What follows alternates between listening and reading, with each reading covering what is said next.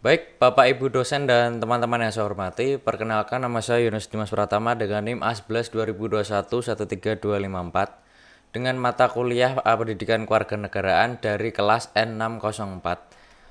Di sini saya berkesempatan untuk memaparkan hasil diskusi dari kelompok kami. Kelompok kami mengangkat tema HAM, yaitu hak asasi manusia. Oke, kita masuk ke overview.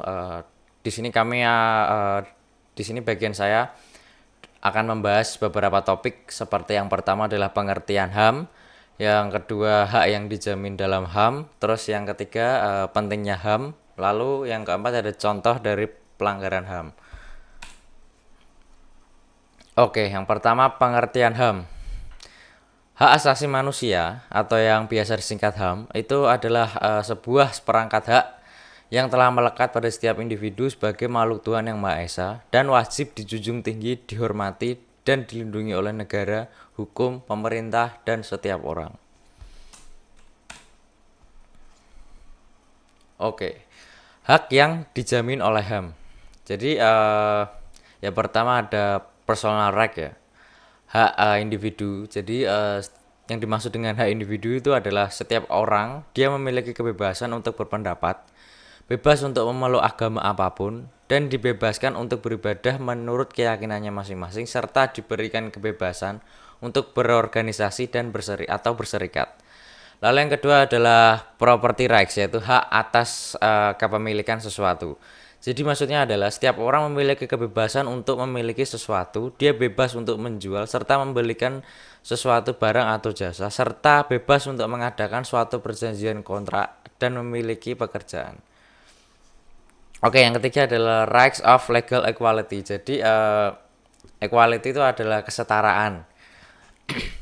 Maksudnya di sini adalah setiap orang berhak untuk mendapatkan perlakuan atau pengayoman sama sesuai dengan keadilan hukum. Jadi intinya itu semua manusia itu memiliki hak yang sama dilihat dari sudut pandang mata hukum. Oke, yang keempat adalah political rights. Nah, hak atas politik. Jadi setiap orang itu tentu saja memiliki kesempatan yang sama untuk bebas berpolitik. Eh, Setiap orang berhak untuk ikut serta dalam pemerintahan, pemilihan umum, dan mendirikan partai politik serta mengajukan petisi kritis serta saran. Oke, yang kelima adalah social cultural rights. Jadi setiap orang itu dia memiliki kebebasan untuk memilih pendidikan yang diinginkan. Eh, Dia juga berhak untuk mendapatkan pelayanan kesehatan serta mengembangkan kebudayaan. Oke, yang terakhir adalah procedural rights. Jadi setiap orang itu dia berhak juga untuk mendapatkan perlakuan yang sama mengenai tata cara peradilan serta perlindungan hukum oleh pemerintah. Seperti berhak mendapatkan perlakuan adil dalam penggeledahan, penangkapan serta pembelaan dalam hukum. Oke, pentingnya HAM. Seberapa penting HAM? Jadi HAM itu tentu saja sangat-sangat penting dalam kehidupan manusia karena HAM tentu saja memberikan perlindungan terhadap penyalahgunaan kekuasaan, pemberdayaan individu, dan peran krusialnya dalam pembangunan demokratis dan inklusif. Standar HAM dia juga memuat tanggung jawab global seperti mengikat negara-negara untuk mematuhi prinsip ini dalam upaya menciptakan dunia yang berlandaskan keadilan dan hak asasi manusia universal. Oke, selanjutnya kita akan masuk ke topik terakhir yaitu contoh dari pelanggaran HAM. Pelanggaran HAM di sini dibagi menjadi dua jenis yaitu pelanggaran ringan dan berat. Untuk pelanggaran ringan ini dia adalah pelanggaran HAM yang tidak menimbulkan dampak serius atau bahaya fisik. Lalu untuk yang pelanggaran berat yaitu pelanggaran yang menimbulkan dampak serius dan mengancam jiwa manusia. Oke, kita masuk ke pelanggaran HAM ringan. Contoh dari pelanggaran HAM ringan itu sendiri saya berikan 4 contoh ya. Yang pertama adalah pembatasan kebebasan berpendapat. Jadi pembatasan kebebasan berpendapat itu contohnya melarang seseorang untuk berkumpul secara damai dan menyampaikan pendapat. Jadi jika ada seseorang yang ingin menyampaikan pendapat itu dia dibungkam, itu termasuk dalam pelanggaran HAM ringan.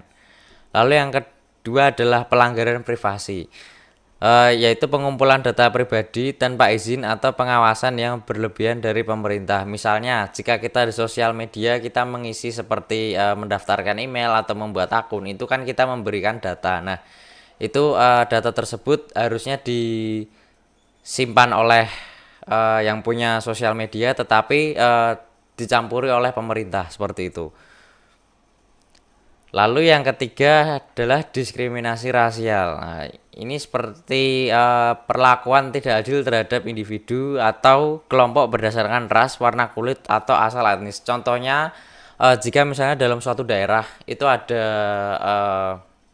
mayoritas dan minoritas. Nah, ini contohnya seperti mayoritas tersebut memperlakukan pihak minoritas dengan rasis seperti itu. Lalu ada pelecehan verbal. Nah, pelecehan verbal ini berupa tindakan pelecehan, intimidasi, atau penghinaan secara verbal terhadap individu atau kelompok. Secara verbal itu maksudnya secara omongan. Jadi dengan contoh misalnya ada seseorang yang menghina suku lain seperti itu. Oke, lalu ada pelanggaran HAM berat. Pelanggaran HAM berat saya juga beri contoh 4. Contohnya yang pertama adalah pelanggaran genosida.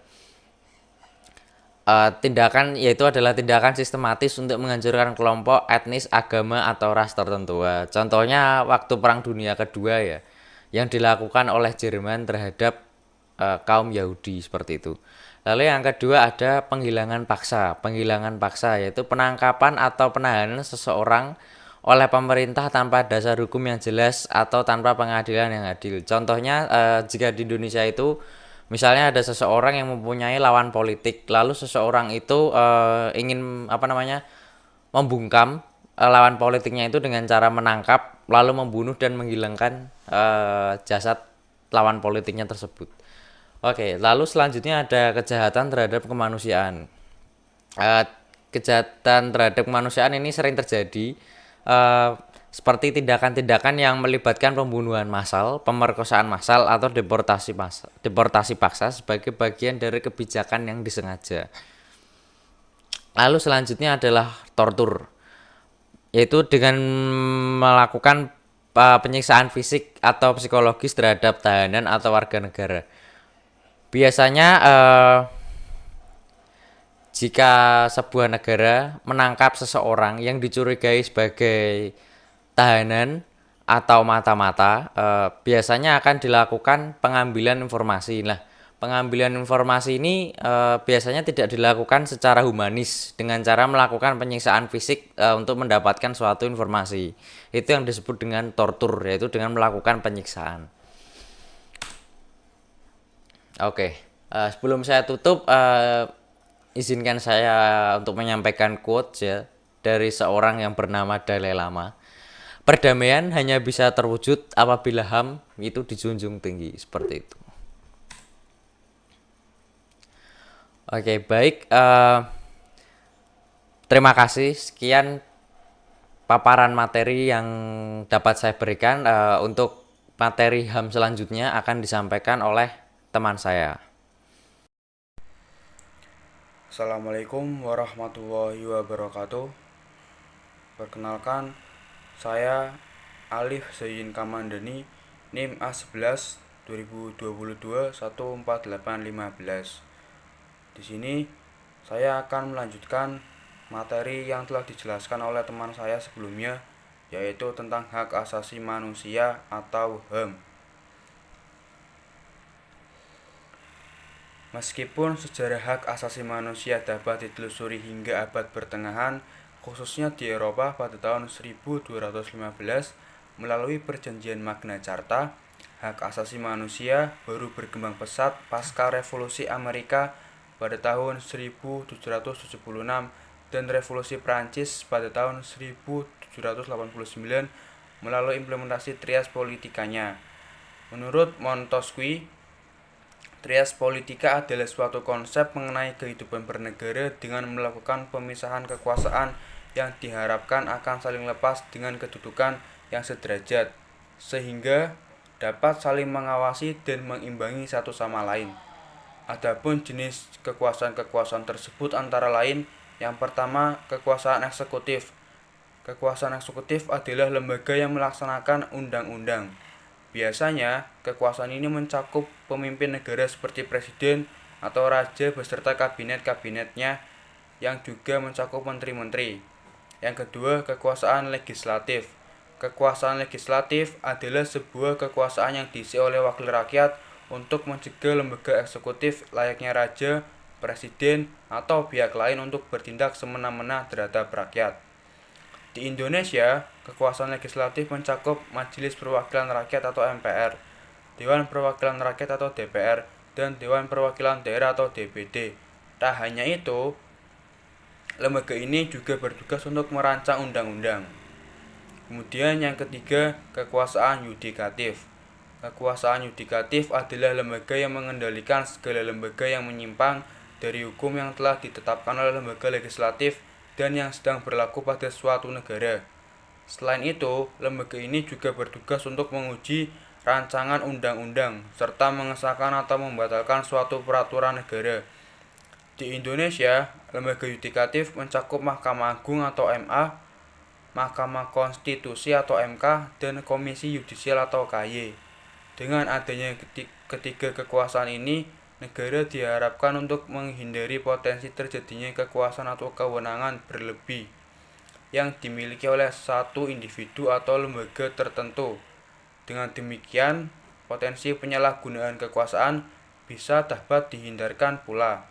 Selain itu, dengan adanya tiga kekuasaan yang terpisah, negara dapat menghindari suatu ketimpangan dalam pemerintahan, sehingga angka korupsi dapat lebih ditekan.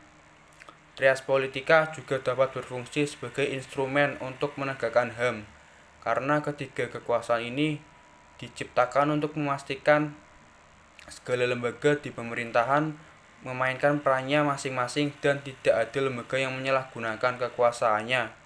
Dan apabila ada lembaga atau individu dalam suatu lembaga tersebut yang menyalahgunakan kekuasaannya, maka tindakan itu bisa disebut dengan korupsi yang berpotensi dapat merenggut hak-hak rakyat.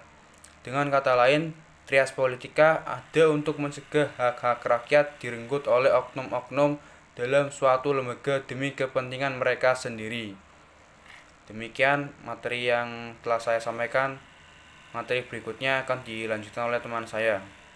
Assalamualaikum warahmatullahi wabarakatuh. Assalamualaikum warahmatullahi wabarakatuh. Perkenalkan, nama saya Aska Zulkarnain dengan NIM C12 2020 000904 dari program studi sastra Jepang dan dari kelompok PKN N604. Di sini saya akan mempresentasikan materi saya tentang sejarah HAM.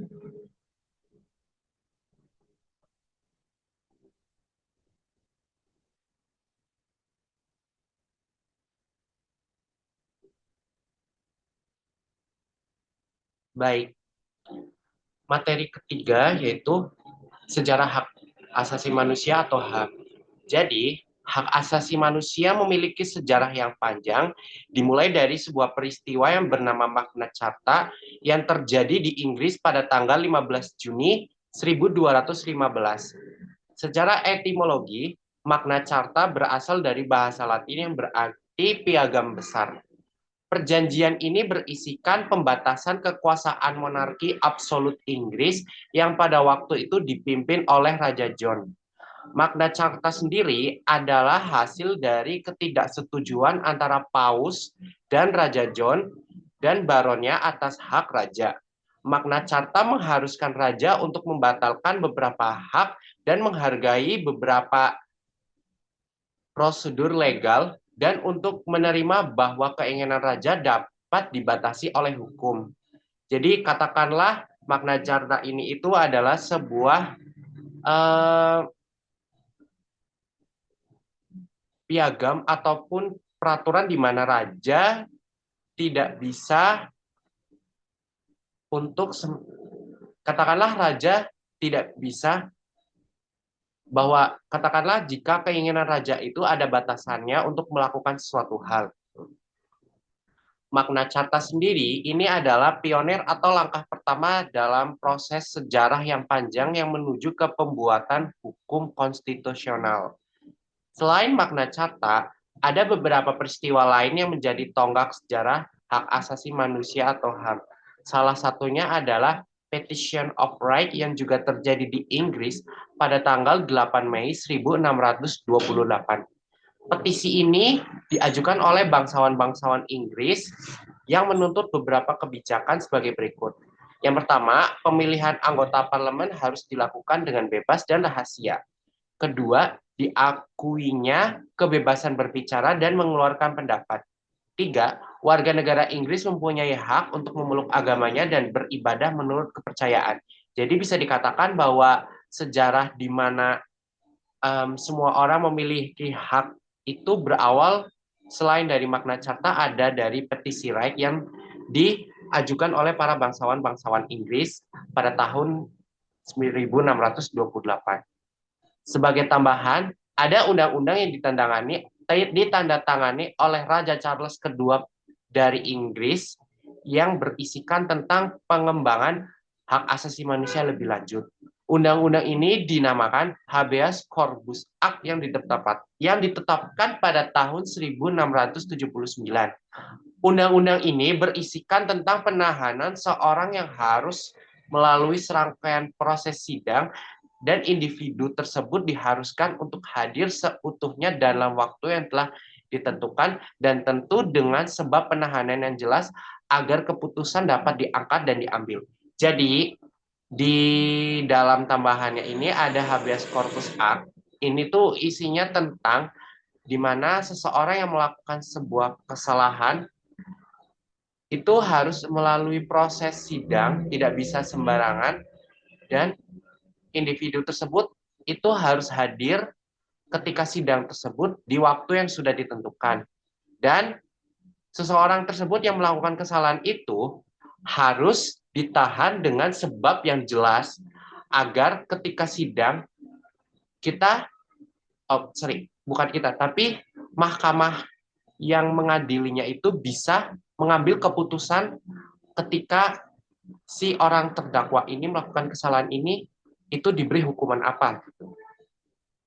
Selain itu, undang-undang ini juga mencakup peraturan seperti pemeriksaan orang yang ditangkap harus dilakukan dalam 2 hari setelah penangkapan.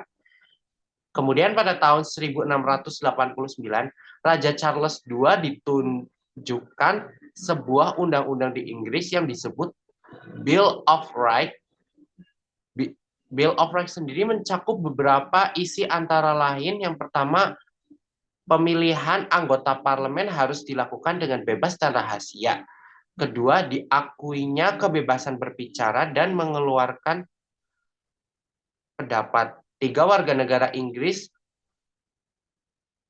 mempunyai hak untuk memeluk agama dan beribadah menurut kepercayaan itu. Kemudian pada tahun 1776, koloni-koloni Amerika mendeklarasikan petisi yang berbunyi, kami percaya bahwa semua kebenaran ini adalah bukti nyata bahwa semua orang diciptakan sama, bahwa mereka dikaruniai oleh pencipta mereka, hak-hak tertentu tidak dapat diganggu-gugat, di antaranya adalah hidup, kebebasan, dan pengejaran kebahagiaan. Bahwa untuk menjamin hak-hak ini, dibentuk pemerintah di antara orang-orang yang memperoleh kekuasaan mereka yang adil dengan izin pemerintah.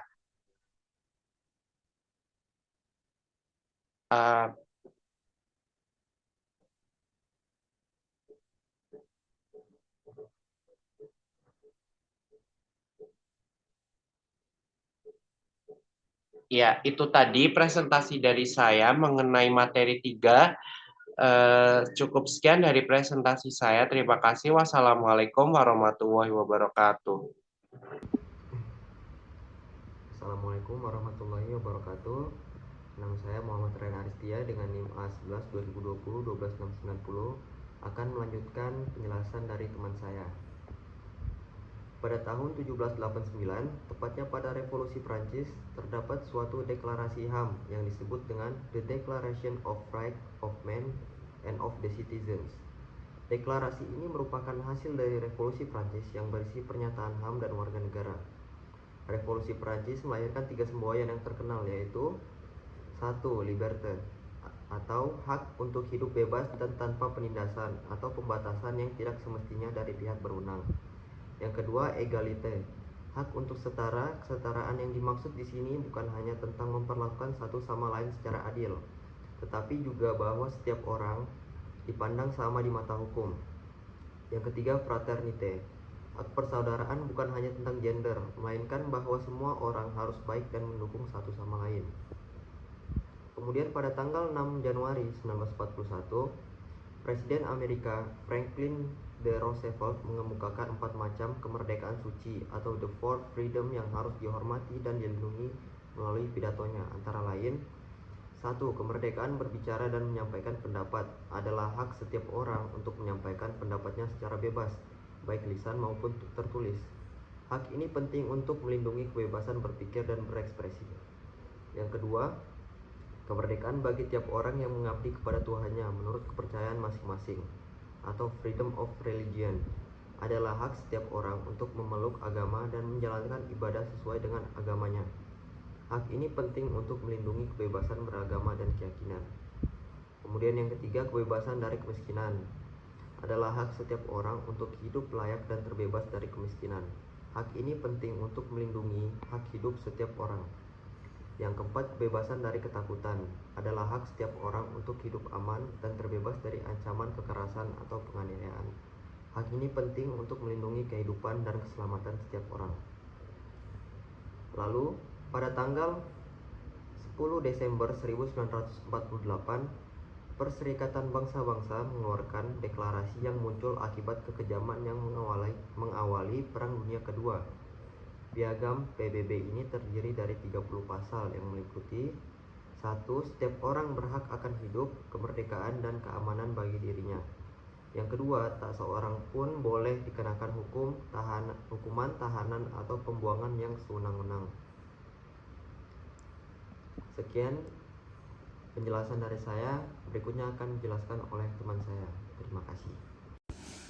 Assalamualaikum warahmatullahi wabarakatuh. Perkenalkan, nama saya Ardi Rahmatullah, NIM A11 2022 14821. Di sini saya akan melanjutkan materi yang telah dijelaskan teman saya. Hak asasi manusia juga memiliki dasar filosofis yang mendasari antara lain: 1. Hak manusia sebagai makhluk Tuhan dianugerahi HAM untuk menjamin harkat dan martabatnya. 2. HAM, hak dasar yang secara kodrati melekat pada manusia, universal dan langgeng, oleh karena itu harus dilindungi, dihormati, dipertahankan, dan tidak boleh diabaikan, dikurangi, atau dirampas oleh siapapun. 4. Manusia juga punya kewajiban antar sesama. 5. Sebagai anggota PBB perlu menegakkan UDHR atau Universal Declaration of Human Rights sendiri adalah tonggak sejarah hak asasi manusia yang diadopsi oleh Majelis Umum PBB pada tanggal 10 Desember 1948. UDHR berisi 30 pasal yang merumuskan hak asasi dan kebebasan fundamental yang dimiliki oleh setiap manusia tanpa ada diskriminasi apapun. Hak asasi ini meliputi: 1. Hak sipil dan politik seperti hak atas kehidupan, kebebasan dan keamanan pribadi, kebebasan dari perbudakan dan penyiksaan, kebebasan berpendapat dan berserikat, serta hak atas partisipasi dalam pemerintahan. 2. Hak ekonomi, sosial, dan budaya seperti hak atas pekerjaan, pendidikan, jaminan sosial, standar hidup yang layak, serta kebebasan berpartisipasi dalam kehidupan budaya manusia. Di samping itu, UDHR untuk semua orang tanpa memandang kewarganegaraan, ras, etnis, agama, jenis kelamin, atau status sosial lainnya. UDHR juga memiliki tujuan meliputi hak asasi manusia individu dari pelanggaran oleh negara atau pihak lain. Selain itu, UDHR bersifat kekal dan terus berkembang mengikuti perkembangan atau kondisi zaman. Menurut UU HAM nomor 39 tahun 1999, ada pun beberapa asas yang melandasi hak asasi manusia, antara lain: 1. Negara mengakui dan menjunjung tinggi HAM dan kebebasan dasar manusia secara kodrati, melekat, tidak terpisahkan dari manusia yang harus dilindungi, dihormati, dan ditegakkan. Pasal 2. 2. Setiap Orang dilahirkan bebas dan berhak mendapat perlindungan tanpa diskriminasi. Pasal 3. Hak hidup tidak disiksa, kebebasan pribadi, pikiran dan hati nurani beragama tidak diperbudak, diakui sebagai pribadi dan persamaan hukum, dan tidak dituntut atas hukum yang berlaku. Surut adalah hak-hak manusia yang tidak dapat dikurangi dalam keadaan-keadaan apapun oleh siapapun. Pasal 4. Kelompok rentan berhak memperoleh perlakuan dan perlindungan berkenaan dengan kekhususannya. Pasal 5. Hak masyarakat adat harus dilindungi. 6. Setiap orang berhak menggunakan upaya hukum nasional atau internasional. 7. Perlindungan pemajuan penegakan hukum, pembunuhan terutama tanggung jawab pemerintah. Pasal 8. Mungkin itu saja yang bisa saya sampaikan. Di sini akan dilanjutkan oleh teman saya. Wassalamualaikum warahmatullahi wabarakatuh. Ya, di sini dengan saya Miss Paul Arifin dengan NIM C11 2021.02296. Di sini saya hendak melanjutkan presentasi teman saya.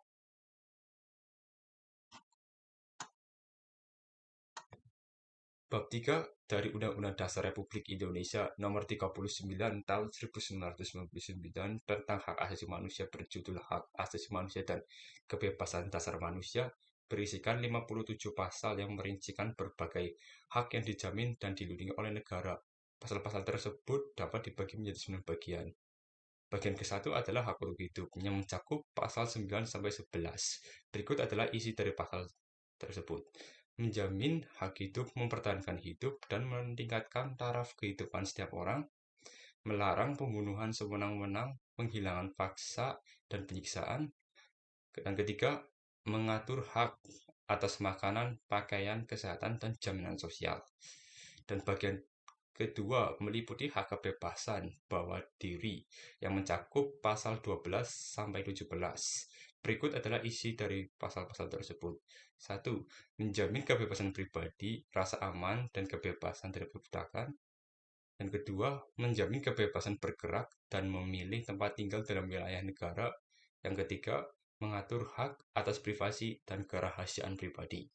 Dan bagian ketiga, mencakup hak atas keadilan, yang mencakup juga pasal 18 sampai 24. Berikut adalah isi ringkasan dari pasal-pasal tersebut. Nomor 1, menjamin persamaan di hadapan hukum dan hak atas pengadilan yang bebas dan tidak memihak. Dan yang kedua, melindungi dari penangkapan dan penahanan sewenang-wenang.